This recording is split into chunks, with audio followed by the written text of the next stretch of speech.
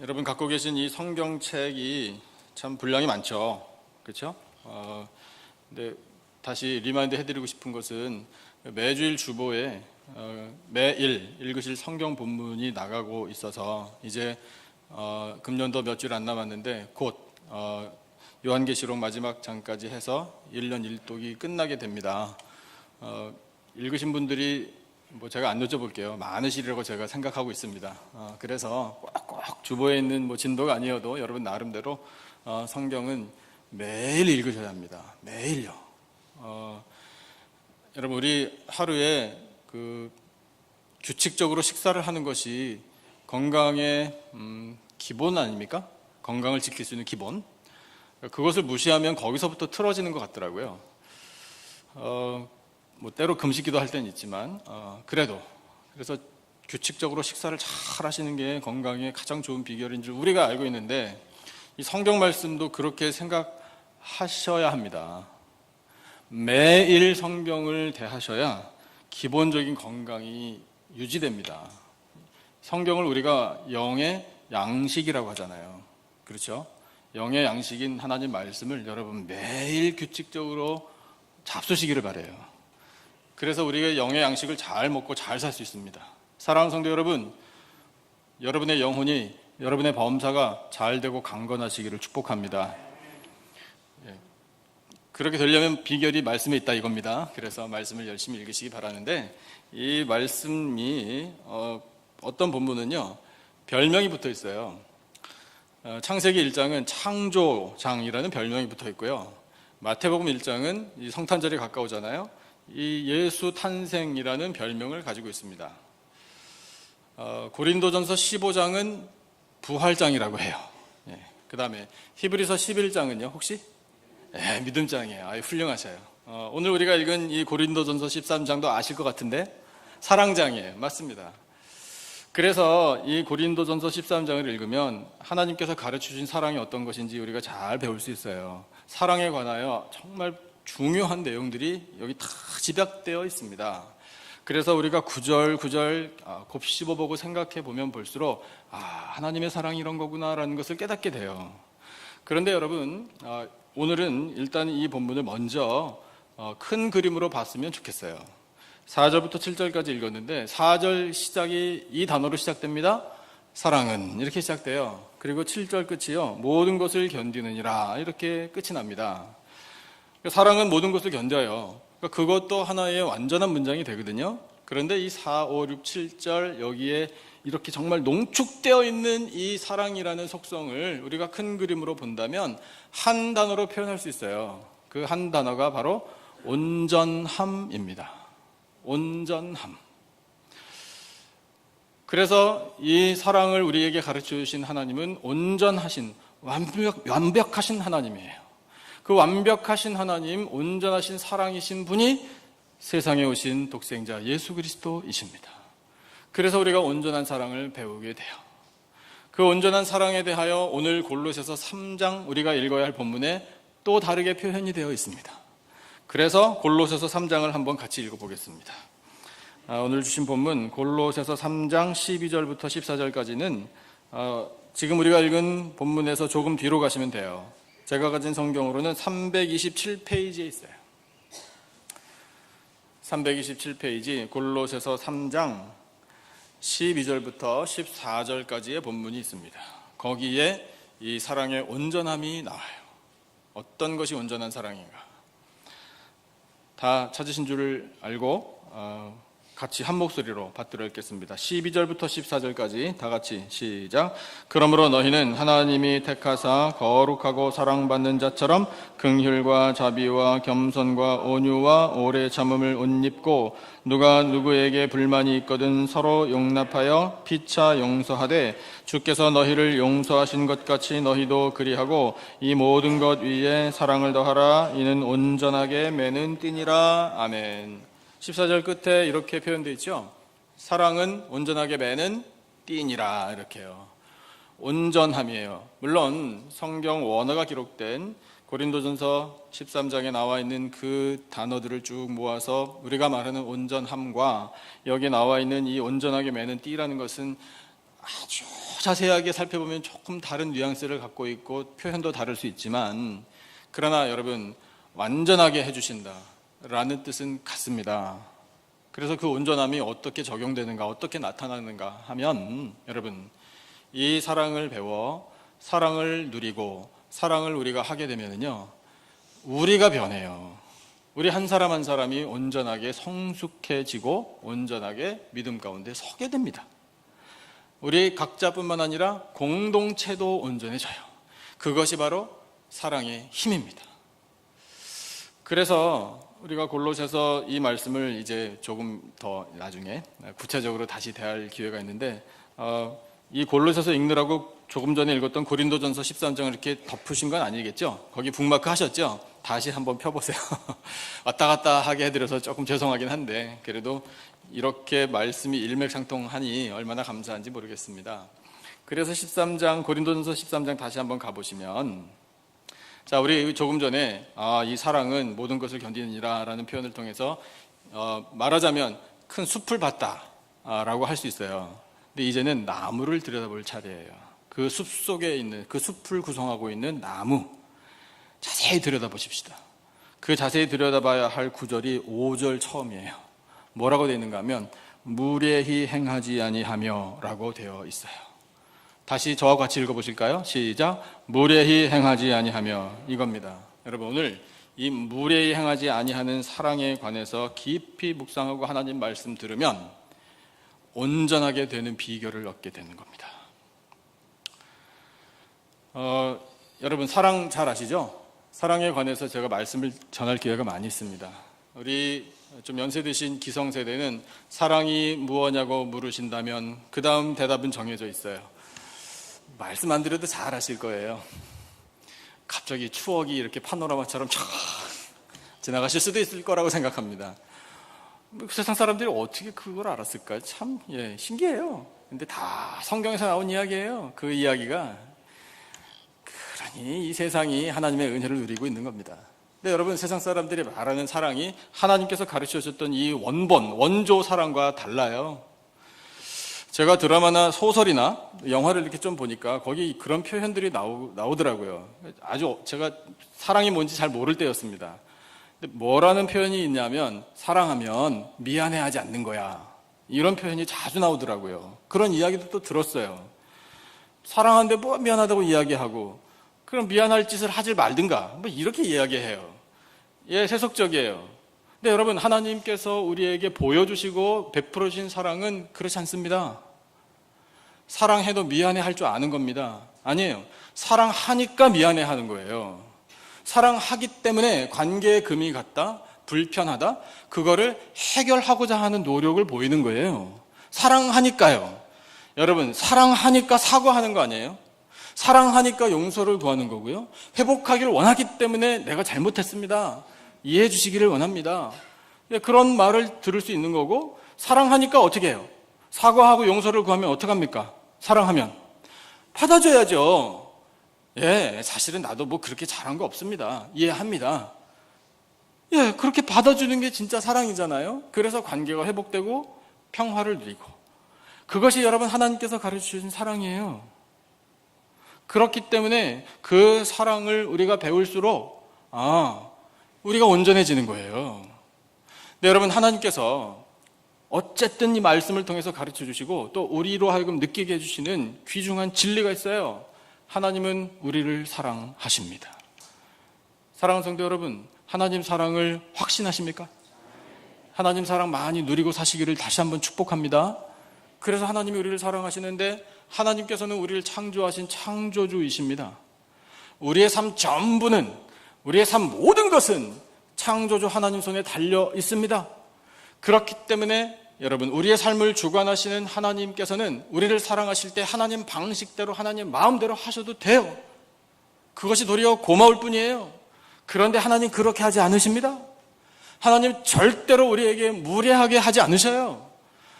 다르게 표현하면, 반대로 표현하면요, 여러분, 하나님이 우리를 사랑하실 때, 나를 사랑하실 때 예의를 갖추어서 사랑하고 계십니다. 그 예의를 갖추어서 우리에게 주신 사랑을 로마서 5장 8절이 이렇게 선포하고 있어요. 스크린에 보여드릴게요. 같이 한번 여러분 읽어보시죠. 정말 구절 구절이 은혜예요. 얼마나 감사한지 모릅니다. 로마서 5장 8절 같이 읽겠습니다. 시작. 우리가 아직 죄인 되었을 때에 그리스도께서 우리를 위하여 죽으심으로 하나님께서 우리에 대한 자기의 사랑을 확증하셨느니라. 할렐루야. 아멘. 여러분, 하나님의 사랑이 확증, 의심의 여지 없이 나타났습니다. 어떻게? 예수 그리스도께서 십자가에 달려 죽으심으로, 우리가 당했어야 할 그 죽음을 대신 당하여 주심으로 하나님 사랑이 확증됐습니다. 그런데 언제 그렇게 되었나? 언제 예수님께서 내 대신 돌아가셨나? 이것이 중요해요. 언제죠? 우리가 아직 죄인 되었을 때예요. 우리가 다 깨달아서, 하나님 마음도 다 알아서, 우리가 착해서, 우리가 나쁜 짓도 하나도 안 해서, 죄를 안 지어서 하나님 보실 때 맞다, 의롭다, 너는 그 정도면 됐다라고 인정받기 전에, 아직 죄인 되었을 때, 자격 없을 때, 하나님 보실 때 합당치도 않을 때, 비록 그랬지만 하나님께서는 독생자를 세상에 보내셔서 십자가에 달려 우리 대신 죽게 하셨습니다. 이것이 하나님의 사랑인데, 오늘 말씀을 통해 이 사랑을 다시 생각해 보니 하나님께서 예의를 갖추어 우리에게 사랑을 해주신 거예요. 여러분, 하나님은 절대로 막무가내로 하지 않으십니다. 그 예의를 갖추어 무례히 행하지 않으시는 그 품이 있는, 그 고귀한, 그 아름다운, 그 신사적인 그 사랑을 그대로 가지고 오신 분이 예수 그리스도이십니다. 그래서 예수님도 똑같이 우리에게 예의를 갖추어 사랑을 베풀어 주고 계셔요. 그 사랑을 우리 각자에게도 주시고 교회에도 주고 계십니다. 그 증거된 말씀이 요한계시록 3장 20절에 있어요. 여러분, 예수님께서 예의를 갖추어 교회를 사랑하시는 말씀이에요. 우리 각자를 사랑하시는 말씀이에요. 얼마나 고마운지 몰라요. 그런 감사한 마음으로 이 말씀 같이 또 읽겠습니다. 한 목소리로 시작. 볼지어다 내가 문 밖에 서서 두드리노니 누구든지 내 음성을 듣고 문을 열면 내가 그에게로 들어가 그와 더불어 먹고 그는 나와 더불어 먹으리라. 아멘. 여러분, 이 말씀을 우리 다시 한번 자세히 보셔야 돼요. 예수님께서 문 밖에 서서 두드리신답니다. 누구의 어떤 문을 두드리시는 건가요? 나의 마음 문을, 나의 영혼의 문을 두드리고 계셔요. 두드리시는데 예수님의 위치가 어딘가 하면 문 밖이에요. 아직까지. 그리고 서서 뭘 하신답니까? 예수님이 기다리신대요. 언제까지요? 문을 열 때까지. 누가요? 내가.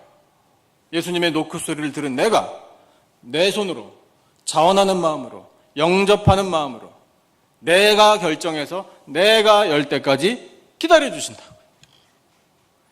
여러분, 예수님은 우리 인생의 주인이신 줄로 믿습니다. 내 인생의 주인이시면 아무 때나 아무렇게나 문 열어서 치고 들어오실 수 있어요. 들어와 주시니 감사할 뿐이죠. 그런데 예수님은 그렇게 하지 않으신다고요. 문 노크하시고요, 문 밖에 서서 기다려주고 계셔. 너희들이 열어. 우리의 결정을 존중해 주시는 거예요. 예수님이 힘이 없어서가 아니에요. 이만큼 예수님은 인격적으로 예의를 갖추어 우리를 사랑하고 계셔요. 그래서 여러분, 그 노크 소리 들은 사람이 듣고 예수님을 내가 모셔드려야 되겠다 라는 마음으로 문을 활짝 열어 예수님을 영접하면 예수님께서 드디어 들어오셔서 내 마음의 왕좌를 차지하시는 겁니다. 그래서 좌정하셔서 떠나지 않으시도록 나는 예수님을 붙듭니다. 그 붙드는 것을 예수님은 이렇게 표현하고 계시는 거예요. 함께 먹는 것으로. 함께 누리자. 함께 즐기자. 함께 기뻐하자. 여러분, 이것이 바로 예수님께서 우리를 인격적으로 대하시고 예의를 갖추어 사랑하시는 모습입니다.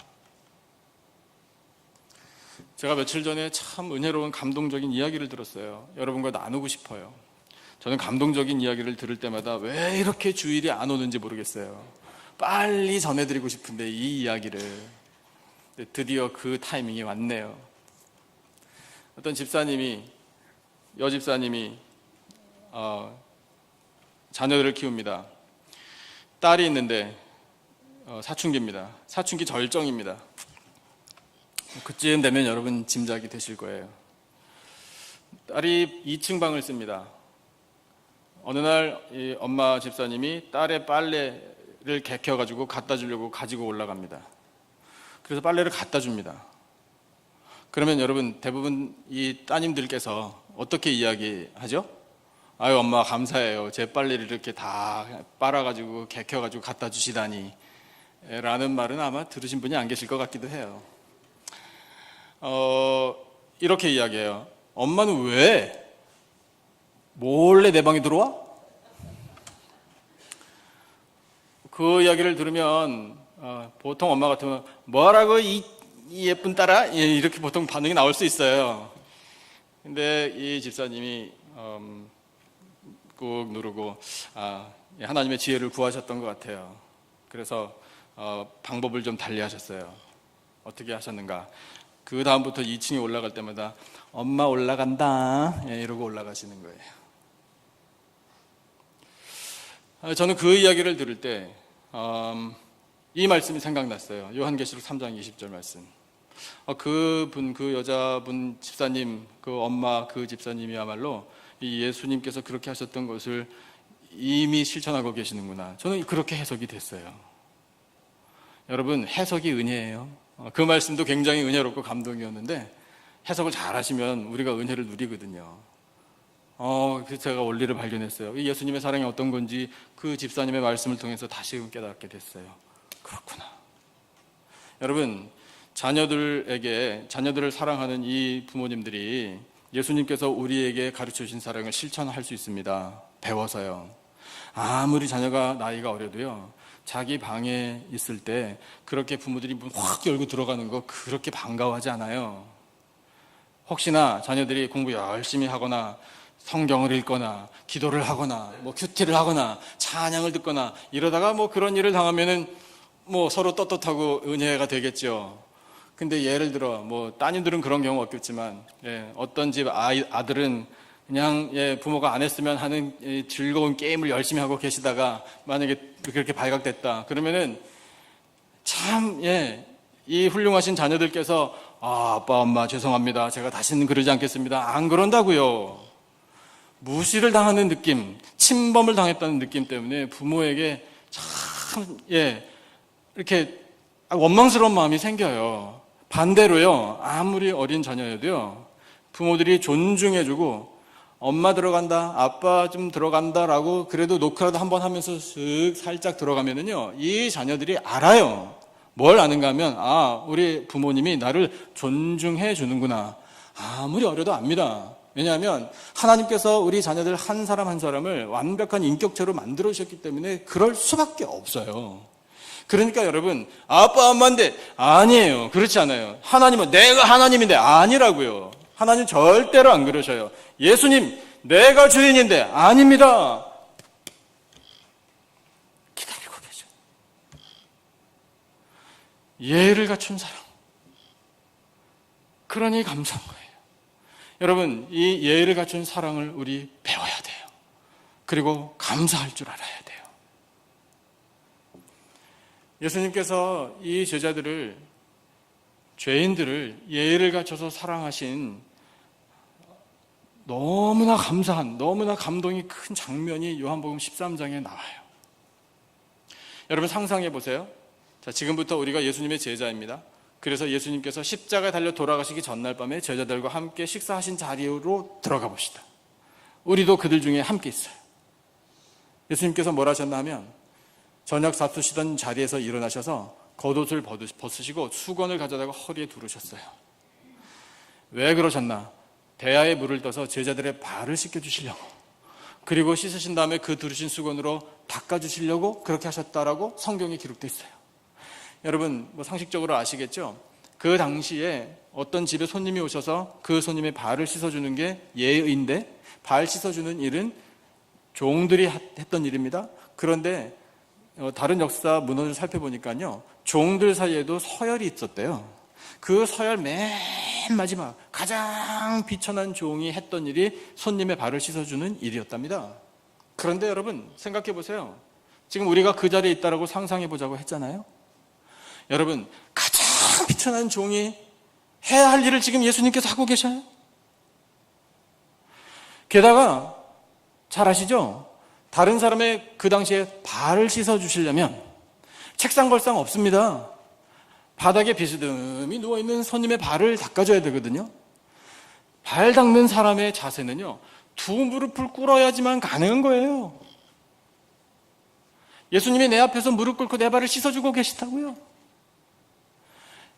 여러분, 만 백성이 예수님 앞에 무릎 꿇어야 돼요. 그런데 지금 바뀌었어요.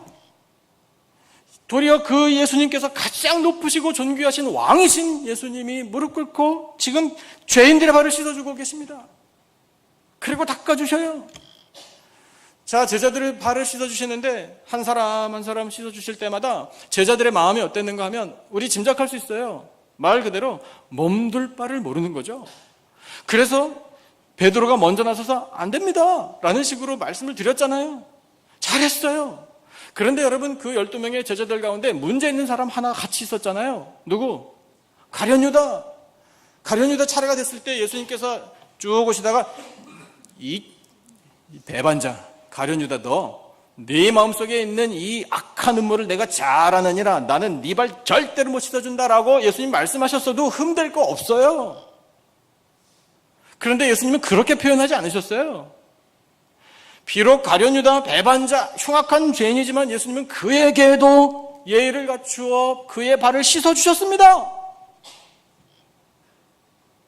성경에는 아무리 봐도 예수님께서 가룟유다에 대해서 발 씻어주실 때 멈칫하셨다는 어떤 표현도 없어요. 씻어주신 거예요.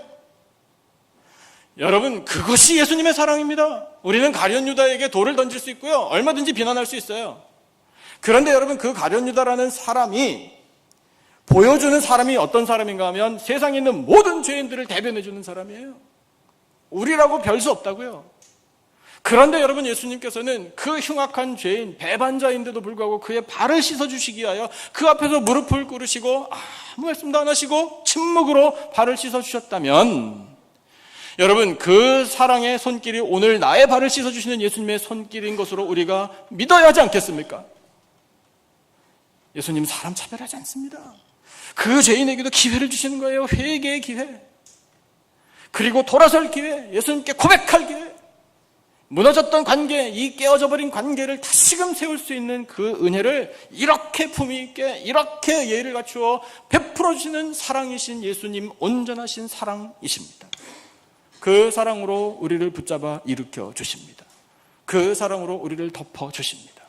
여러분, 그 사랑 덕분에 오늘 우리가 살고 있는 줄로 믿습니다. 제가 좋아하는 목사님 한 분 계시는데요, 찬양곡을 많이 쓰셔요. 그 목사님이 작사하고 작곡하신 찬양을 우리 교회에서도 덜어 불러요. 근데 그 목사님이 지으신 찬양 중에 바로 오늘 이 말씀을 가지고 지으신 것 같은 그런 느낌을 주는 감동적인 찬양이 있어요. 사랑은, 하나님 사랑은 이라는 제목의 찬양이에요. 여러분, 가사가 몇 페이지 되는데 한번 같이 읽어볼까요? 이것은 2절인데요 2절만 우리 그냥 한번 읽어보겠습니다. 다 같이 시작. 사랑은, 하나님 사랑은 높은 보좌를 버리시고 이 땅에 우리 곁에, 사랑은, 예수님 사랑은 구원과 생명을 주시며 십자가 지시었네. 다음 페이지. 그 사랑이 날 살리셨네. 그 사랑이 날 구원했네. 갚을 길 없는 주님의 큰 사랑 잠잠할 수 없으리. 다음 페이지. 쓰러진 나를 세우시고 연약한 나를 도우셨네. 세상 끝날까지 함께 하리라 약속하신 사랑. 이런 가사예요. 아시는 분들 좀 계실 텐데 우리 같이 한번 불러보겠습니다.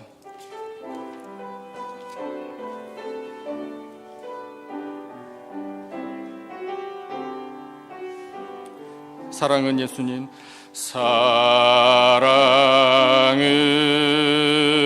하나님 사랑은 높은 보좌를 버리시고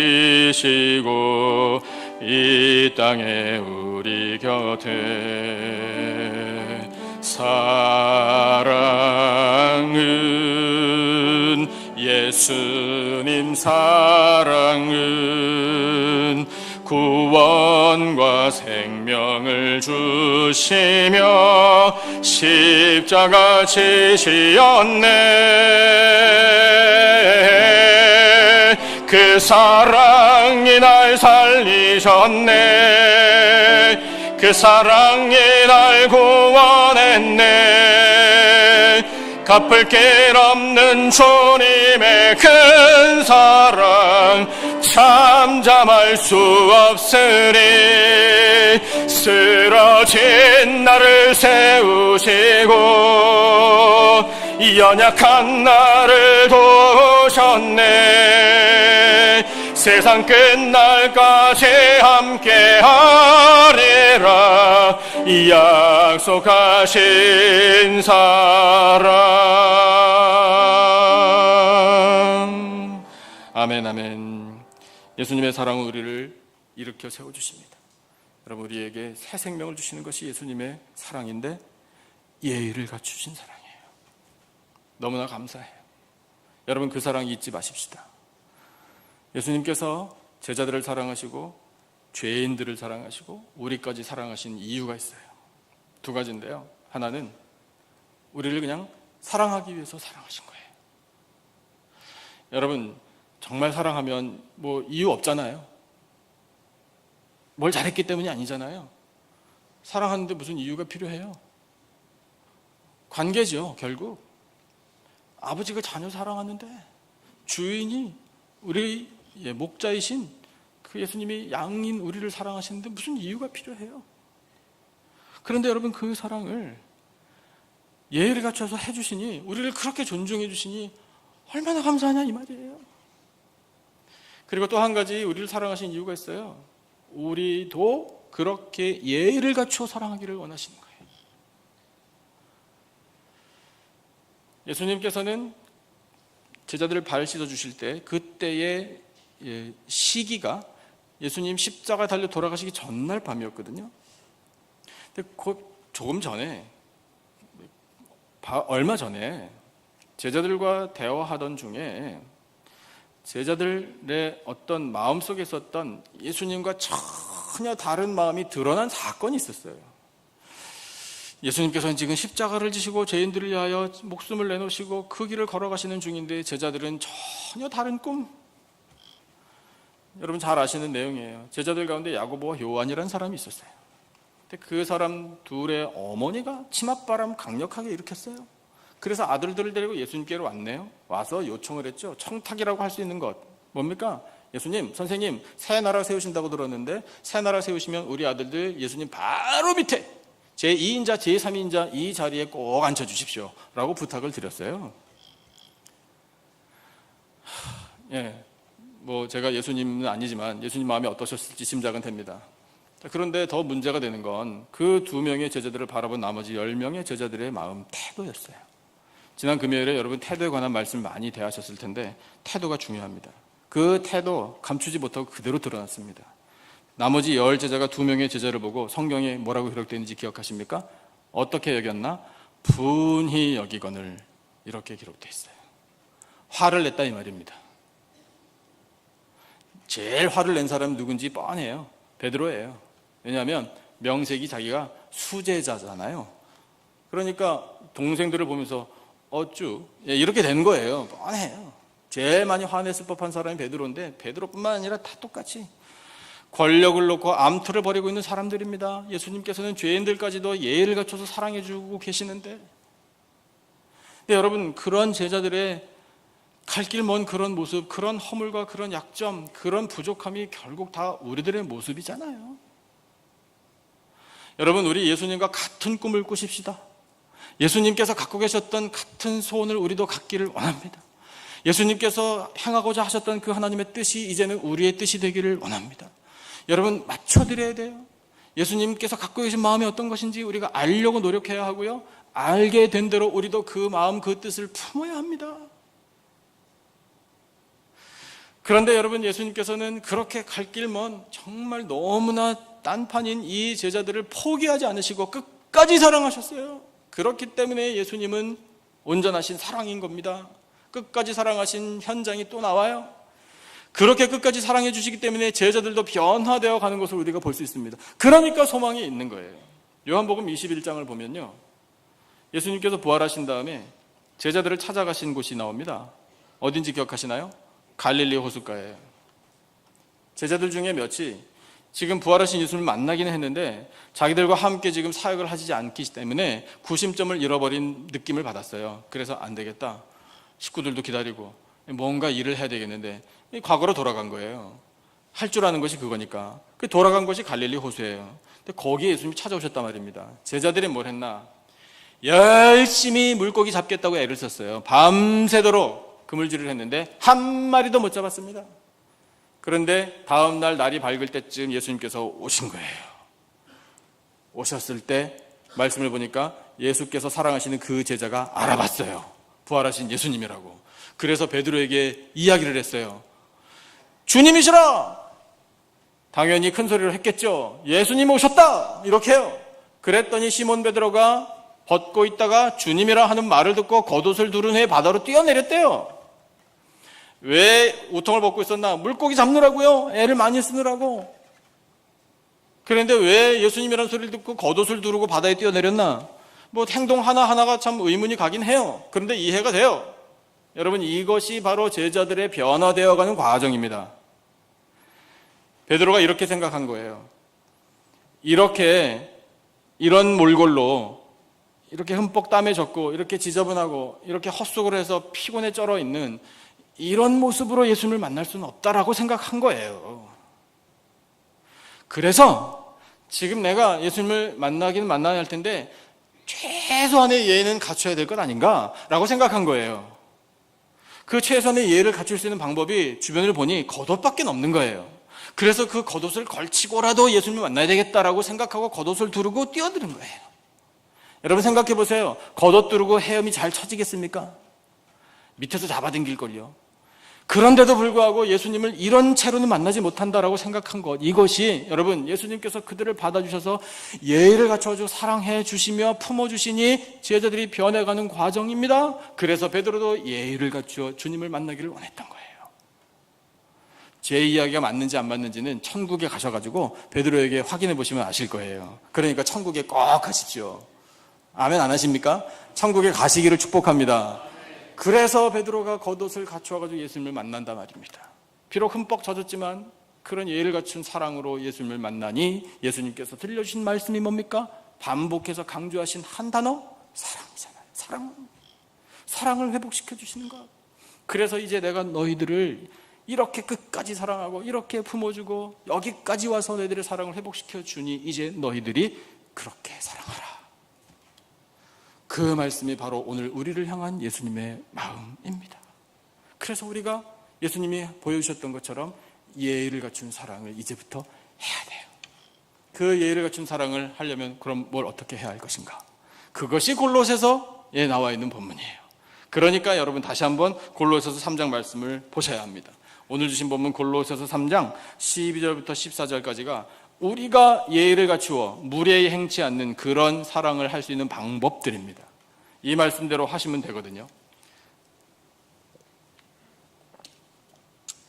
찾으신 줄 알고 다시 한번 골로새서 3장 12절부터 14절까지 우리 한 말씀도 놓치지 않으리라 이런 마음을 가지고 말씀을 같이 읽어보겠습니다. 시작. 그러므로 너희는 하나님이 택하사 거룩하고 사랑받는 자처럼 긍휼과 자비와 겸손과 온유와 오래 참음을 옷 입고 누가 누구에게 불만이 있거든 서로 용납하여 피차 용서하되 주께서 너희를 용서하신 것 같이 너희도 그리하고 이 모든 것 위에 사랑을 더하라. 이는 온전하게 매는 띠니라. 아멘. 단어 하나하나가 우리가 실천해야 할 덕목들입니다. 이 모든 것들이 예의를 갖춘 사랑의 구체적인 방법들이에요.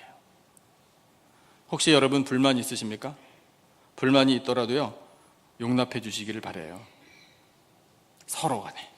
그리고 피차 용서하셔야 돼요. 예수님께서 우리를 용서하신 것을 우리는 잊으면 안 돼요. 그래서 우리가 예의를 갖추어 서로를 사랑할 때 가장 빠르고 효과적인 방법이 있습니다.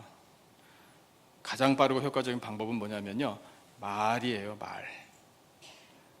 여러분, 우리가 이 말로 예의를 갖추어 사랑해야 해요.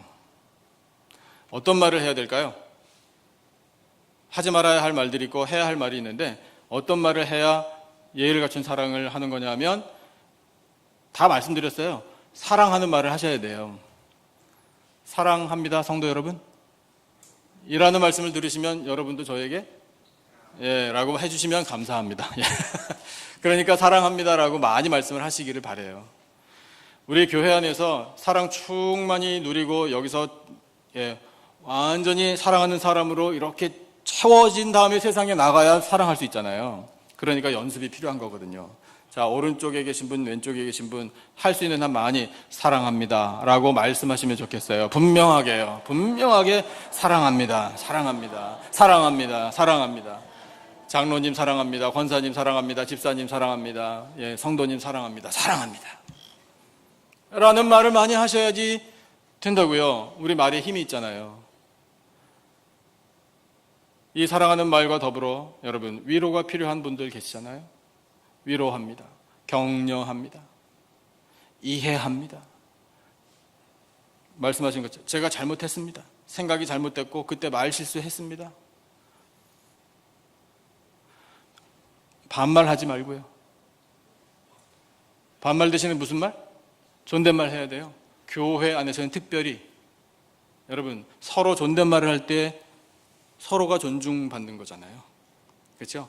가까우신 분일수록 더 예의를 갖춰가지고 존댓말로 해주시는 거예요. 그럴 때 교회가 아름다워지는 거거든요. 깎아내리는 말, 판단하는 말, 자로재는 말 안 하셔도 돼요. 아니, 하지 마셔야 돼요. 그런 이야기 세상에서 너무 많이 들어가지고 우리 다 지쳤어요. 여러분, 세상에서 상처 많이 받잖아요. 우리 상처 받았습니다. 나 상처가 깊습니다. 상처 때문에 힘듭니다. 그런 말을 우리가 자주 하잖아요. 그런데 여러분, 오케이, 현실이에요. 다 이해하거든요. 그럼 어디서 치유됐느냐고요? 어디서? 그 치유가 바로 교회에서 일어나야 돼요. 교회야말로 치유의 공동체입니다. 그러면 치유를 어떻게 받는가 하면 다른 분들의 말을 통해서 치유받는 거예요. 아, 여기선 사랑하는구나. 그 말 진짜입니까? 이렇게 따지지 마시고요. 그냥 사랑합니다 그러면 아이 감사합니다. 그냥 여러분 노연하세요. 모든 상처로부터. 이 사랑이야말로 여러분 하나님이 우리에게 주시는 능력입니다. 그래서 우리가 그런 말로 하나님께서 우리를 창조하실 때 말할 수 있는 능력을 베풀어 주신 것이야말로 은혜예요. 왜냐하면 말씀하신 하나님의 능력을 나눠주신 것이기 때문에. 그래서 그런 말, 사랑하는 말로, 위로하는 말로, 격려하는 말로, 존중하는 말, 예의를 갖춘 말로 우리가 치유를 얻을 수 있음이 또한 은혜입니다. 여러분, 사랑은 모든 것 위에 모든 것을 완전하게 하는 띠라고 말씀하시잖아요.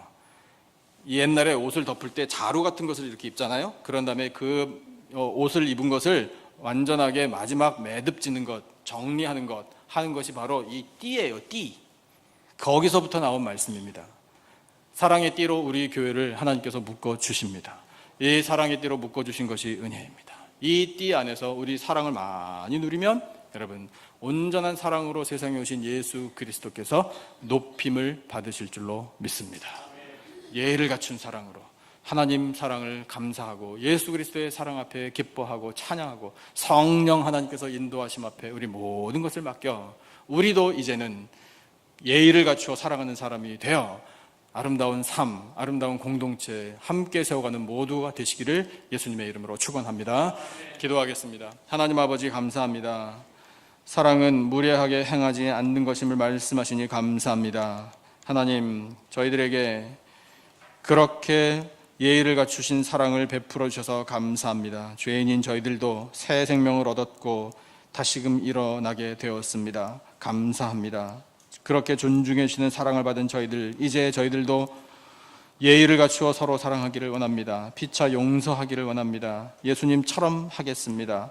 주여, 저희들의 모든 삶이 하나님 보실 때 이 사랑으로 충만하여 건강케 하여 주시고 우리 교회 공동체도 아름다운 공동체로 날마다 성장해 갈 수 있도록 하나님 은혜로 일으켜 주시옵소서. 귀한 말씀 허락하심을 감사하오며 이 땅에 오신 온전하신 사랑 예수 그리스도의 이름으로 기도드리옵나이다. 아멘. 이 시간에 우리 하종철 장로님, 박은진 자매, 정예람 자매 준비한 찬양으로 함께 올려드리실 때 우리는 예물 바치도록 하겠습니다.